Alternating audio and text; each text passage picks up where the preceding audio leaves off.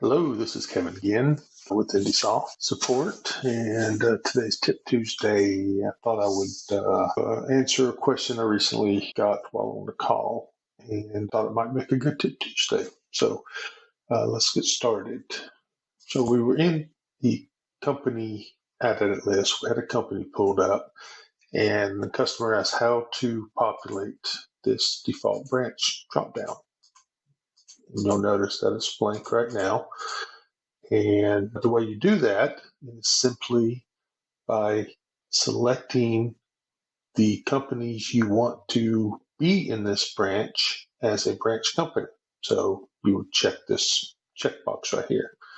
So as an example, I have branch 1 and branch 2 that I created. I'm just going to go check branch and check branch 2.